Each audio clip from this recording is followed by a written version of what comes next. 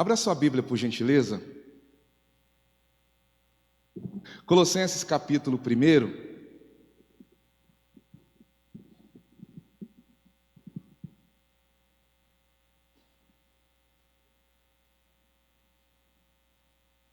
Colossenses 1. Colossenses capítulo de número 1. E nós vamos conversar um pouquinho sobre as Escrituras Sagradas. Colossenses 1, por gentileza, irmão. E nós vamos estar lendo juntos a porção das Escrituras, a palavra de Deus que é viva, inerrante, poderosa, a palavra que é como uma espada de dois gumes, capaz de dividir juntas e medulas, capaz de dividir a nossa vida, de transformar a nossa história. A palavra do Senhor é poderosa. Gente do céu, amém? Amém. Aí, ó, agora vamos assim, ó, claro, porque nós estamos diante da palavra mais poderosa que transforma vidas, que transforma cidades, que pode transformar qualquer coisa. E nós não podemos lidar e chegar diante dessa palavra com frieza de coração e frieza de alma. Pelo contrário, a nossa vida tem que estar em júbilo e alegria.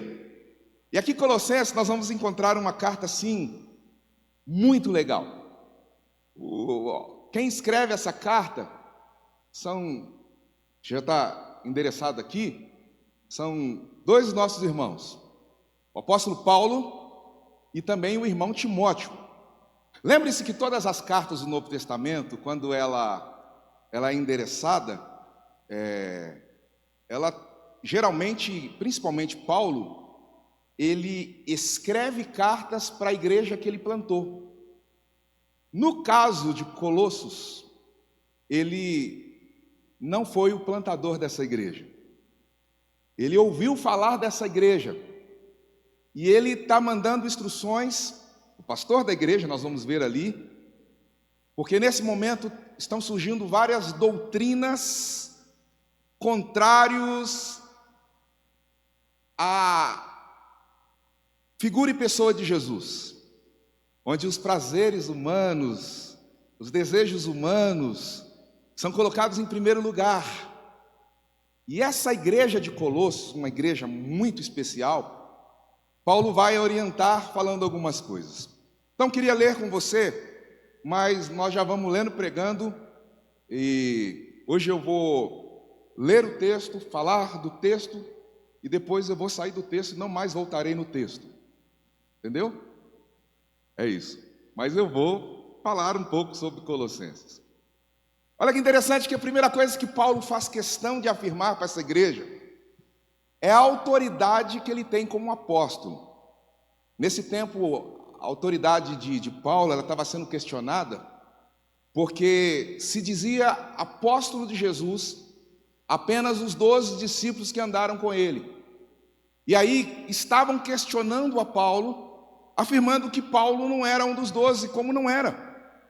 Só que Paulo teve um encontro com Cristo, ele viu Jesus, ele teve um trabalhar de Deus muito especial, ele se preparou para o ministério, ele se torna o maior instrumento nas mãos de Deus para a igreja, até nos dias de hoje.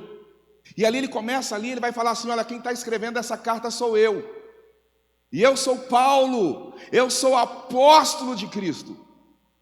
E, gente, nos dias de hoje, apóstolo tem título, né? Geralmente, a igreja do apóstolo tal, do bispo tal. Apóstolo não era uma hierarquia e não tinha tanto status. Pelo contrário, era alguém que se colocou nas mãos de Deus para servi-lo.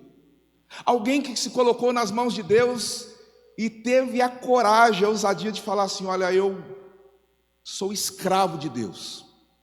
Que Deus quiser fazer de mim, faça.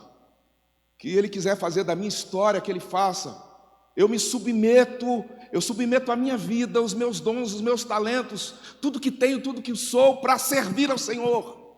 Olha aí, apareceu até a luz. Sentiu? Aí ele está ali falando, e ele fala assim, olha, eu sou apóstolo de Cristo Jesus. E não é porque dá status, não é porque é legal. Eu sou apóstolo e sou chamado, porque isso partiu do coração de Deus. da vontade de Deus. Isso parte lá do coração do meu Pai. Deus me escolheu para servi-lo, de todo o coração, de toda a alma. Deus me chamou, gente. E Paulo está falando assim, olha, eu sou servo. Nesse texto não vai aparecer, mas hoje de manhã nós lemos, onde ele vai, o pastor Fernando até falou em grego hoje, falou em línguas hoje lá de manhã, doulos, escravo, eu me submeto, eu me coloco totalmente nas mãos do Senhor, para servi-lo e dentro da vontade dEle. E não sou só eu não, quem está junto comigo é o irmão Timóteo. E esses dois servos do Senhor vão escrever à igreja de Colossos. E aí, passa o versículo 2, por gentileza. E essa carta, eles vão falar assim, olha, essa carta é endereçada. Ela não é uma carta aberta igual às outras cartas que o próprio apóstolo Paulo escreve. E ele está mandando a um grupo de pessoas e faz com que a igreja de Colossos caminhe. Ele está endereçando essa carta e ele vai chamar esse grupo de pessoas de aos santos. A palavra santo significa separado por Deus. Separado por Deus. Santo é alguém que Deus separou e essa pessoa entendeu que separado por Deus, ele pode ser um instrumento nas mãos do Senhor. Como eu já falei, dando ao Senhor tempo, talento e tesouro. Aos santos e fiéis, irmãos em Cristo que se encontram em Colossos. Pensa, hein, se Paulo estivesse escrevendo hoje para a igreja de Ourinhos, e ele estivesse endereçando essa carta aos separados por Deus, e gente que tem lidado com Deus com fidelidade, você estaria dentro do grupo, você faria parte desse grupo. Interessante que depois ele vai dar uma aprofundada nisso, especialmente o versículo 13, que ele vai falar quem é esse povo, porque ele vai falar assim, olha, ele nos transportou do reino das trevas e nos trouxe para o reino da luz do seu amor. Ô gente, salvação só em Jesus. Quem pode salvar, quem pode restaurar, quem pode redimir, quem pode transformar a vida, só Jesus. E esse Jesus que salva, esse Jesus que conhece pessoas pelo nome, esse Jesus que separa pessoas. Paulo está falando aí que tem um grupo na cidade de Colossos, esses irmãos, e ele fala assim, olha, eu tenho uma palavra para vocês da parte de Deus.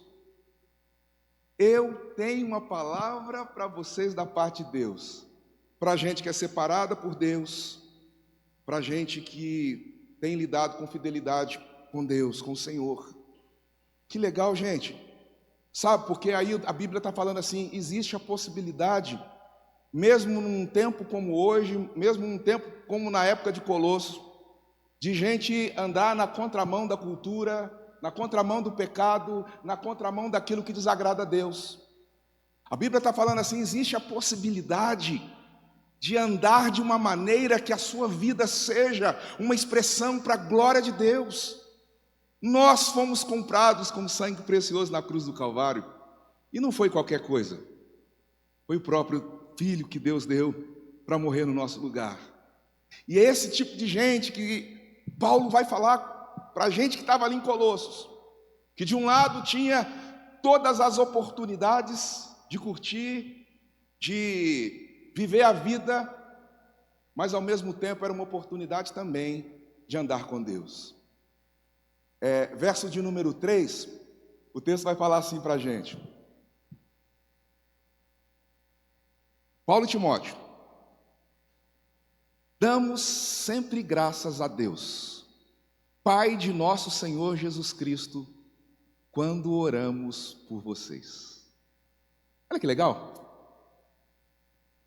Paulo e Timóteo está escrevendo aquela carta para a igreja de Colossenses. Ele está endereçando uma palavra para gente separada por Deus, gente santa, gente de Deus, gente que está aguardando passar pela última vez pelo Rio Jordão, gente que tem sido fiel no pouco para com o Senhor, gente que tem negado a sua carne, gente que tem andado com Deus, gente que tem virado as costas para o pecado e falado assim: Senhor, é difícil demais, mas eu estou querendo, eu quero honrar o Senhor. E aí Paulo está fazendo uma oração, dando graças a Deus para o povo que está firme. É isso que está escrito? Fala assim: olha, eu sempre dou graças a Deus, nosso Pai, e oro agradecendo a Deus, porque tem gente firme no meio de vocês, porque tem gente que tem abraçado. Tem um amigo meu, na verdade, o Senhor já levou, ele sempre falava assim, que igreja é igual velório, ou melhor, igual enterro, que geralmente tem um tanto de gente, mas são poucos os que pegam na alça do caixão, entendeu? E o resto do povo vem atrás. E aí o nosso irmão, como Paulo está falando sobre a igreja de Colossenses, está falando assim: olha, existe um povo aí que eu dou graças a Deus, eu louvo a Deus. E depois eu vou falar um pouquinho mais sobre a gratidão, eu vou voltar. Passa para o versículo 3 e vamos conversando. Sabe assim, o 4: desde que ouvimos da vossa fé em Cristo Jesus e do amor que tendes para com todos os santos. A igreja de Colossenses era uma igreja que evidenciava amor a todas as pessoas. Ô gente, pensa que negócio difícil, negócio de amar todo mundo, entendeu? É bom amar o pastor da internet, entendeu? Porque o pastor da internet, ele é lá, aquela coisa toda. Agora imagina, amar quem está perto da gente é difícil demais, entendeu? É difícil demais. Amar quem não pensa igual a mim. Porque antigamente, e eu tenho menos tempo de igreja que uma parte aqui, mas pelo que me falaram, antigamente quando se brigava na igreja, brigava por causa de time de futebol. Era ou não era? A igreja dos corintianos, o povo dos palmeirenses. E quando se tinha uma briga, era um time de futebol. Agora nós estamos num tempo que temos muitos motivos para brigar. Entendeu? Outro dia eu dei gargalhada, e graças a Deus que as duas pessoas estão aqui, estão rindo para mim, porque uma pessoa escreveu um textão para mim falando: pastor, porque a igreja está com problema. Eu falei: qual que é o problema? Ah, tem um povo na igreja que não gosta do Lula, e está falando mal do Lula. E eu estava lá tentando responder essa pessoa, de repente entra outra pessoa, manda um textão maior ainda para falar que o povo não gosta do Bolsonaro. Aí, gente, aí passa, aí eu seria antiético mandar o texto de um para o outro, entendeu? Mas assim, e às vezes, coisas que é passageira, e aí volta aqui um pouquinho, o nosso papel como cristão, nós temos que ser incisivos, lidar em direção à justiça, aquilo que é justo e verdadeiro, mas a Bíblia fala que o nosso papel como igreja é orar por todas as autoridades constituídas por Deus. Não gosto, problema seu, mas a Bíblia fala para você honrar e abençoar todas as autoridades. Você está orando para ir morrer? Cuidado, esse negócio pode pegar você, entendeu? Não é papel nosso. Que é a mesma coisa assim, talvez você está falando assim: Deus errou. Quando a Bíblia fala assim que toda autoridade é constituída por Deus e Deus colocou lá, você vai falar assim: então Deus errou. Calma, cuidado com suas palavras. É possibilidade muito grande de Deus estar tratando com a gente, estar tratando com um tanto de coisa em várias situações, de um lado ou de outro. O fato é, meus irmãos, que a igreja do Senhor, ela se manifesta em amor. Pensa comigo, dentro de casa, todo mundo pensa igual, da sua casa? Todo mundo é igualzinho? Agora imagina uma igreja. Gente, pensa, lá em casa assim, eu gosto de futebol, minha mulher detesta futebol, ainda bem que o meu filho gosta também, então 2 contra 1, ganhamos, entendeu? E há a possibilidade assim, uma coisa que um gosta, outro não gosta, mas isso não divide a nossa casa, pelo contrário. Sabe por quê? O texto é muito claro de Colossenses para afirmar que o que nos une é muito maior do que qualquer coisa que possa nos separar. O que nos une é o sangue de Jesus. O que nos salva é o poder de Deus, é a graça bendita de Deus. E às vezes nós ficamos deslocados, desconectados, por causa que a gente não estamos com os olhos fitos no Senhor. Ô meu irmão, desde que ouvimos da vossa fé em Cristo Jesus, não é fé na fé, não é fé naquelas coisas, sabe aquelas coisas que o pessoal fica inventando hoje, não é isso. É fé em Jesus, meu irmão, é fé em Jesus. E se tiver outra coisa além da palavra, além de Jesus, é anátema. Não aceite.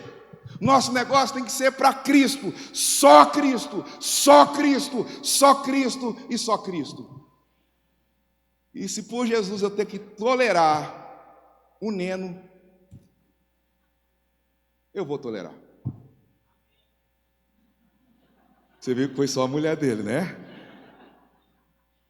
Se por causa de Jesus a gente tiver que andar com um sujeito, sabe, esquisito, alguns, não pode falar nome, tem gente que vai bater em mim depois do culto, então tem que selecionar. Então fala assim do Neno, que não vai bater em mim, ele é menor que eu, entendeu? Mas a gente tem que suportar, a Bíblia fala assim: suportai-vos uns aos outros em amor. E suportai-vos é dar suporte para crescimento. Sabe aquele negócio? Dar suporte para crescermos, para avançarmos. E Paulo está ali com o coração, junto com Timóteo, cheio de gratidão, pela fé em Cristo Jesus e do amor que tendes para com todos os santos. E o verso de número 5 vai nos falar assim, olha, lê comigo. Verso número 5, todo mundo.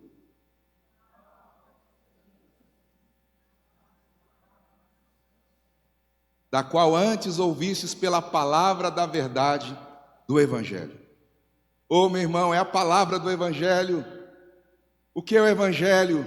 Jesus veio nessa terra por causa do pecado. O homem que pecasse, esse homem ia morrer, condenado ao pecado, condenado à morte eterna. Deus amou o mundo de tal maneira que deu seu Filho unigênito, para que todo aquele que nele cresce não perecesse, mas tivesse vida eterna. E ele deu seu Filho, o Cordeiro de Deus que tira o pecado do mundo. Esse Filho se encarnou, se fez carne, morreu numa cruz que não era dele, pagou um preço que não era por causa dele, mas ele venceu a morte, ele ressuscitou e ele vai voltar. O Evangelho é a palavra de vida, é a boa notícia, que existe uma vida além daqui, que existe uma história além daqui. Nós somos peregrinos numa terra estranha, nós não somos daqui e passa muito rápido. É verdade, gente. Outro dia, você tinha 13 anos, lembra disso? Nem lembra mais, né? Tinha 12 anos, magrela daquele jeito, tirava com a foto, põe no dedo assim, ó, lembra? Põe o dedo assim, ó. O tempo passou, passa rápido. E sua vida não estiver linkada em Cristo, você não teve um encontro com Cristo, você perdeu tempo nessa terra. Você passou por aqui sem encontrar com Jesus, você perdeu tempo. Ah, mas pastor, eu frequentei a igreja, e daí? Ah, pastor, mas eu fui da classinha, os cordeirinhos, e daí? Eu toquei violão, viola, eu arrumei, eu fiz isso, fiz aquilo. Gente, não é isso. Deus não chamou ninguém para trabalhar para Ele. Deus chamou cada um de nós para termos intimidade, relacionamento com seu Filho. Relacionar, nós não somos chamados. O trabalhar é consequência, gente. O servir é consequência, não vamos falar disso aqui. Mas Deus nos chamou para ter intimidade. Porque, exemplo, questão de voluntariado hoje está na moda, né? Igreja dos voluntários, isso, aquilo. Um voluntário você cria numa sala, você treina, fazer assim, aquela coisa toda. Mas um servo do Senhor, ele parte de um processo de discipulado, parte de um processo de um encontro real e verdadeiro com Jesus, parte de alguém que renunciou à sua carne, negou a si mesmo e andou atrás de Jesus, abrindo mão daquilo que lhe era caro. Meu irmão, minha irmã, por causa de uma esperança, e essa esperança é uma esperança viva. Nossa esperança tem nome, meu irmão, é Jesus Cristo de Nazaré. E essa esperança, ela é alcançada quando o Evangelho é mostrado para as pessoas. Porque o Evangelho ainda continua sendo o poder de Deus para pegar o pecador mais miserável e dar uma nova oportunidade de vida. Versículo de número 6, diz o texto que esse Evangelho que chegou até vós, como também em todo o mundo, está produzindo frutos e crescendo. Tal acontece entre vós, desde o dia em que ouvistes, entendestes a graça de Deus na verdade. A igreja nesse tempo aqui tinha 35 anos que Jesus já tinha ressuscitado. E nesse tempo aqui, o povo perseguido, o povo sofrendo, mas o evangelho prosperando e crescendo, frutificando, sendo palavra de Deus, poder de Deus, algo fantástico para todos os lugares. Esse mesmo evangelho que chega ali na cidade de Colossos, esse mesmo evangelho que chega em Ourinhos, que chega aonde você está sintonizado conosco, não pode ser apenas uma palavra que a gente fala assim, ouviu, não. O evangelho é a palavra de Deus. Versículo de número 7, segundo fostes instruídos por Epáfras, que era o pastor deles, o líder da igreja em Colossos.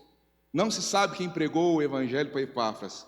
O fato é que Epáfras estava sendo um servo do Senhor, instrumento ali em Colossenses, e Paulo, possivelmente da terceira viagem missionária, vai passar por lá, mas quando ele escreve não tinha passado. E aí, ele está dando uma palavra para esse homem que é amado, fiel ministro de Deus, homem de Deus. Ô, gente, isso é tão legal, sabe? Ao mesmo tempo que tem tranqueira, tem gente boa. Tem tranqueira, todo mundo, a gente gosta de contar das tranqueiras, não é? É ou não é? Falar do pecado dos outros, situação dos outros, mas tem coisa boa demais. E eu não queria ficar no Epáfras, eu queria falar da gente. Sabe por quê? Quando a gente fala da gente, porque ainda hoje a gente encontra gente que é fiel ao Senhor, ministro de Cristo, sabe? Gente que tem servido ao Senhor. Como igreja, nós temos vivido coisas tão maravilhosas. Hoje à tarde aqui, eu estava aqui orando, as irmãs chegaram para fazer o quitute. É quitute que chama? A merenda que vai ter depois do culto. E sabe, o povo com os olhos brilhando para servir a igreja do Senhor. Sabe assim, hoje de manhã, outra turma estava aqui tirou seu tempo da sua família para nos abençoar. Ontem nós tivemos a tarde inteira de gente aqui para servir nossos adolescentes. Sabe, sexta-feira, nossos homens servindo as mulheres. Sabe assim, a igreja precisa muita coisa ainda. Queremos uma igreja movimento, muita coisa acontecendo, sabe? Mas está acontecendo já, sabe, as engrenagens daquilo que a gente sonha. Porque quando mais pessoas somam para trabalhar, para servir, para abençoar, num processo de Deus, Deus abençoa.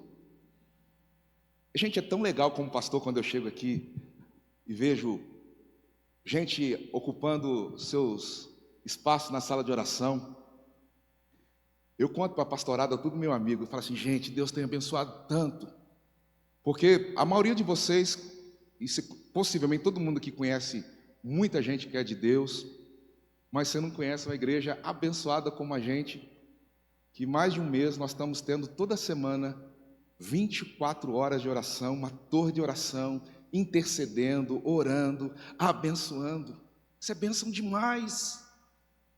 Fala amém, gente. Mesmo que você não concordar, é bom que acorda quem está dormindo, entendeu? Sabe por que quando uma igreja... Porque a ideia aqui, desse texto até o versículo 11, Paulo vai centralizar a figura de Jesus e ele vai colocar dois pilares para essa igreja. O pilar da oração e o pilar da gratidão.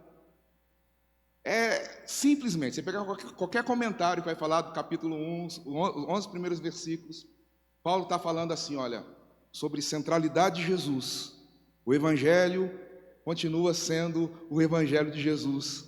E ele vai falar dessa igreja que, mesmo sendo cheia de gente boa, precisa de muita intercessão e oração. E ele se coloca junto com Timóteo. Nós estamos orando por você. E ele se coloca junto com Timóteo. Nós estamos agradecendo por tudo que Deus tem feito no meio de vocês.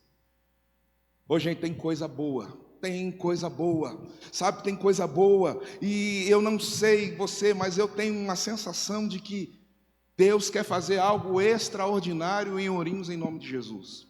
E sabe quem Deus vai usar? Fala eu que é melhor. Eu. Sabe, Deus vai usar a vida de cada um de nós para abençoar, para restaurar, para vivificar. Lembra que eu falei que eu ia falar do texto? Falei, mas deixa eu chegar no versículo 11, que aí eu vou sair para falar de coisas assim que é expressão de Deus para falar assim, eu estou no meio de vocês. Versículo 8, por favor, irmãozinho. E quanto também nos relatou todo o vosso amor no Espírito, continua, verso 9. Por esta razão também nós, desde o dia em que ouvimos, não cessamos de orar por vocês e de pedir que Deus transbordeis. Olha que legal. Paulo e Timóteo, estou orando por vocês, gente fiel, gente boa, gente que está servindo, para que vocês transbordeis de conhecimento de Deus. Então preciso de crescer, sabe, precisamos de crescer. E quando eu estou falando crescimento, esse crescimento aqui, está falando de crescimento da palavra do Senhor. Ô meu irmão, nós precisamos avançar como igreja. No final do ano, como estamos chegando agora, a gente, quando vai fazer o balanço, tem muita coisa boa acontecendo, mas eu acredito que a gente pode avançar como igreja em nome do Senhor, principalmente no estudo bíblico. E quando eu estou falando nós, eu estou falando nós mesmo. Todo mundo, a igreja crescendo. É tão legal, gente, enche o coração da gente. Cadê o Ronaldo? Está aqui não? Ronaldo, policial rodoviário, e deve estar assistindo conectado. Está lá em cima não. E aí, nos nossos 61 dias de leitura do Novo Testamento, e aí o olhinho de um homem duro, por militar, né, todo serão, mas quebrantado pelas verdades do Evangelho que tem saltado aos seus olhos. Olha que coisa boa, gente, que coisa linda, sabe, de crescimento, de leitura, de aprofundamento, da gente entender que a verdade liberta, e conhecereis a verdade vos libertará. Versículo de número 10 vai falar assim para a gente: frutificando em toda boa obra, e crescendo em pleno conhecimento de Deus. Passa, por favor, meus irmãos. Sendo fortalecidos com todo o poder, segundo a força da sua glória, em toda perseverança e longanimidade. Olha que interessante, como eu já disse e repito, a ideia aqui Paulo está colocando, Jesus é o centro. O Evangelho continua transformando vidas, vai fazer frutificar, vai transformar, vai fazer o extraordinário acontecer. E Paulo fala de oração, para o negócio ir, e fala de gratidão. Deixa eu falar de gratidão, põe aquela foto para mim, por gentileza, Fernando. Porque quando eu estava meditando, orando, falei, Deus, dá um negócio para eu falar para o povo, para a igreja, sabe assim, expressão daquilo que você está fazendo no meio da nossa comunidade. E aí eu abri a Bíblia, e eu não sei se foi a Bia que me deu, algumas de nossas crianças escreveu, e num desses dias me entregou na saída do culto, e aí eu falei, Senhor, pela letra, não sei, deve ser uma criança de quantos anos? Me ajuda aí, professora.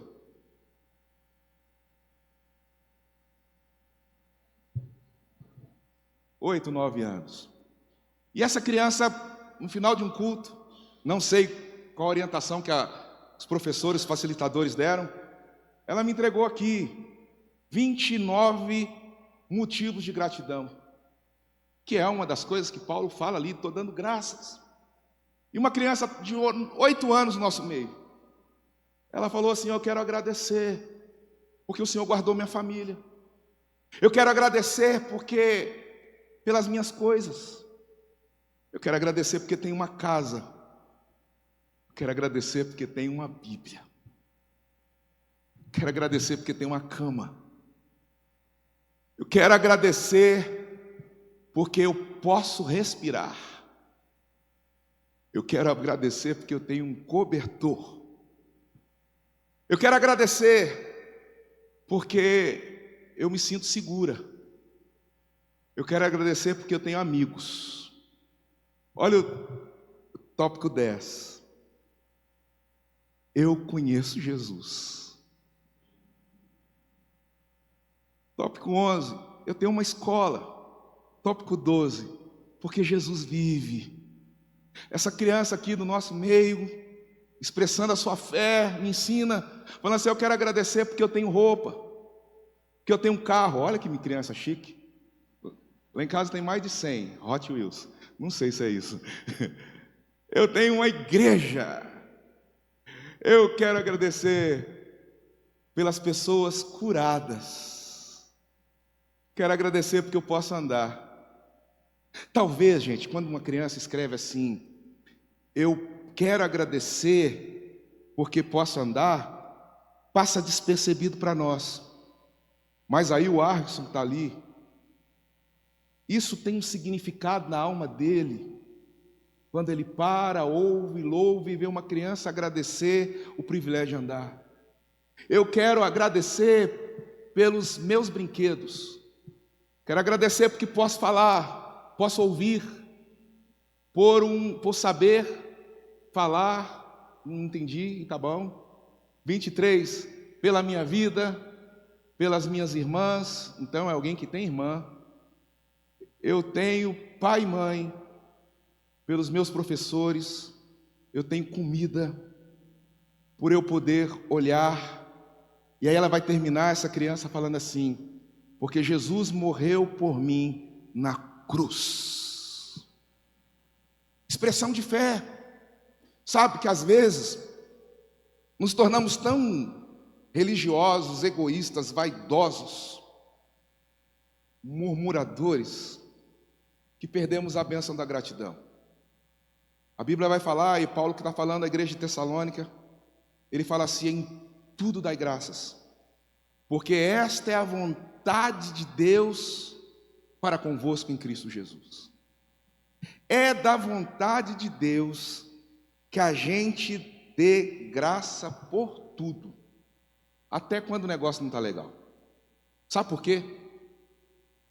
Porque a nossa leve e momentânea tribulação há de produzir em nós um eterno peso de glória. Nós temos uma morada, e essa morada não é aqui, é uma morada nos céus, é uma morada eterna. Então as coisas daqui vão passar, e se não firmarmos os nossos olhos, nosso coração em Jesus, a gente perde a bênção. Em tudo dai graças. E às vezes é difícil, né, agradecer. A gente agradece por coisa boa, é ou não é? Mas a gente tem que agradecer por tudo. Sabe, porque às vezes a gente tem que passar por situações bem não legais para a gente abrir os olhos. Às vezes a gente tem que passar por coisas que não são legais para a gente abrir os olhos.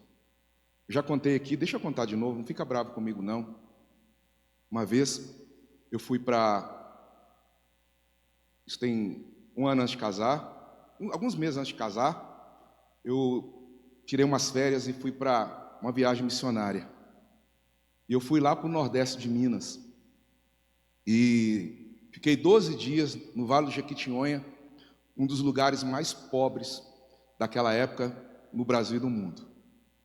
E nós estávamos em mais de 400 jovens, eu já era pastor, e com um ministério chamado Asas do Socorro. E pela manhã a gente tinha tempo de devocional, de oração. Algumas pessoas visitavam e depois à tarde a gente fazia o trabalho de campo. Alguns jovens naquela manhã saíram e foram visitar uma casa, na cidade de Medina, cidade muito pobre, ao lado de Salinas. E aqueles jovens chegaram com os olhos grandes, arrepiados, e falaram assim: olha, tem pastor, tem pastor. Eu pensava: tem um pastor aí.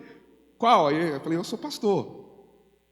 Nós fomos numa casa, pastor, e vem com a gente. E eles estavam afoitos, porque A dona daquela casa estava pele e osso, com câncer terminal, e o último desejo do coração daquela senhora era que um pastor fosse na casa dela orar com ela.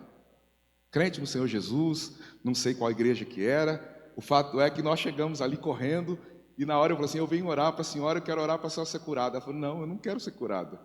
Deus já falou que eu não vou ser curado. Eu só queria que Deus mandasse o servo dele aqui para eu entender que Ele está comigo em minhas orações. Oramos com aquela senhora, junto com a sua netinha de 11 anos, e uma casa de pau a pique, feita de bambu e barro, e a forma de identificar que a casa é limpa, casa de pau a pique, porque tem fogão de lenha lá dentro, é que as panelas ficam pregadas na parede e bem areada. Então, você olha a panela assim brilhando, a casa é limpa. E a neta de 11 anos falou assim, olha, eu queria fazer um convite para vocês. Almoça com a gente hoje. E a gente almoçamos. Vamos almoçar. E naquele dia, naquele almoço, o almoço era canjiquinha. Canjiquinha. Talvez se você que pensou canjiquinha, você está pensando aí com bacon, calabresa, com costelinha, com as coisas chiques. Não, naquela almoço era milho moído, água e não tinha sal. E é como a gente já tinha orado pela avó, aquela menina de 11 anos, talvez, ela falou assim, olha, eu agora que vou orar por vocês. E aquela menina começou orando, Senhor, obrigado, porque aqui nessa casa nunca faltou comida. Eu olhei para ela assim, eu não falei nem amém. Ela falou que naquela casa nunca tinha faltado comida. Porque na minha casa, até então, quando repete bife 3 dias, eu vou reclamar. Muitas vezes a gente não agradece o pão nosso de cada dia. E uma menina comendo angu, que a maioria das pessoas aqui não tem coragem de dar para cachorro. Eu sei o que eu estou falando. Aquela menina estava ali comendo, agradecendo a Deus, porque Deus estava sendo fiel naquela casa. Sabe esse negócio de gratidão, de agradecer a Deus? Quanta gente agora daria tudo para estar no nosso lugar? Já parou para pensar nisso? Tanto de gente está lá lutando para viver, tomando remédio, tomando um tanto de coisa, tomando um tanto de injeção, lutando para viver, e o Senhor falou assim, você está vivo, glória a Deus, e você não para glorificar e exaltar e falar assim, é verdade, Senhor, louvado seja o teu nome. Sabe quanta gente daria tudo para estar no nosso lugar? Ah, pastor, você não sabe como é que é aquele homem lá em casa, aquele traste. Ô irmã, foi a benção que Deus te deu. Ora por ele, pede a Deus para dar um trato nesse marido seu, mas creia, foi Deus que te deu. Você viu que ninguém falou amém, essa irmã está fraquinha. Nem a Flávia. Sabe assim, agradecer, gente. Lembra do rapaz que estava lá no desenho animado? Aí tudo quem não gostava sumia. Aí chegou diante do espelho, ai, não aguenta esse nariz, pronto, sem nariz. Ai, não aguenta essa orelha, pronto, sem orelha. Não aguento mais essa mulher, pronto, viúvo. Não aguento mais esse pastor, pronto. Imagina que se tudo a gente reclamasse, sumisse. Pensa que coisa louca. Me parece que a Bíblia nos chama a ter uma vida de gratidão, sabe? De sermos mais gratos, de agradecer o pão nosso de cada dia. Ô gente, a religião faz a gente ficar chato, né? Ah, porque nós não rezamos o Pai Nosso. Mas Jesus ensinou para a gente lá, ó, o pão nosso de cada dia, para a gente agradecer, para a gente orar. Mesmo se não souber orar, repete, não tem problema não, entendeu? Se for lá do fundo do coração, repete, meu irmão. Mas tem gente que não para agradecer. Eu fui num congresso um retiro espiritual há 3 semanas atrás, e o lugar que eu fiquei hospedado foi, na verdade, São Paulo não tem mais a Cracolândia como antes, a Cracolândia se espalhou, então aquele tanto de gente não fica amontoado no lugar, está espalhado. E no lugar que eu Porque hospedado é muito perto de ver gente com uma vida miserável, largado. E eu lembro que uma vez, a Flávia ficou toda emocionada, que a gente estava conversando com alguns rapazes que foram restaurados da Cracolândia. E um desses rapazes cresceu na mesma cidade, trabalhando não muito longe da família. Sabe assim, gente que está lá no pior lugar, que ainda não aconteceu o que está no versículo 13, mas pode acontecer. Deus pode salvar qualquer pessoa e transformar qualquer história, de transportar as pessoas do mundo das trevas para o mundo da luz, para Jesus. Deus continua salvando pessoas, Deus continua restaurando histórias, e Ele vai usar você, Ele vai nos usar em nome de Jesus. Amém, irmãos? Amém mesmo, irmão? Uma vida de gratidão. Só para terminar, deixa eu contar um negócio que eu já contei também. Hoje eu estou repetitivo e glória a Deus. Uma vez eu fui numa reunião de pastores e um pastor escreveu um livro e ele falou assim: tiraram a luz de mim aí, ó. E aí ele escreveu um livro e falou assim: olha, faça uma campanha na igreja, você vai ver como é que a igreja vai bombar. Aí eu comprei o livro e vou começar uma campanha na igreja. 21 dias sem reclamar, sem murmurar e sem falar mal de ninguém. Irmão, nós fizemos, sabe, comunicamos, mandamos mensagem para todo mundo ir. Foi ninguém. A gente podia fazer diferente, né? Sabe aquele negócio, parar de reclamar, parar de murmurar, agradecer mais, orar mais, ser mais grato a Deus por tudo o que Ele tem feito. Ser mais grato a Deus, porque mesmo a vida não esteja do jeito que eu gostaria, mas eu estou vivo. Eu estou vivo. Louvado seja o nome do Senhor. Amém? Que o Senhor te abençoe e te guarde. Que o Senhor faça resplandecer o seu rosto sobre a tua vida e tenha misericórdia de ti. E sobre ti o Senhor levante o seu rosto e te dê a paz. E que a graça bendita de nosso Deus o Pai, o amor incondicional, suficiente e eficaz de nosso Senhor e Salvador Jesus Cristo e as divinas consolações do Espírito Santo do Senhor repouse sobre a tua vida, sobre a vida da tua família e por todo Israel de Deus espalhado pela face da terra até a volta gloriosa de nosso Senhor e Salvador Jesus Cristo. Amém.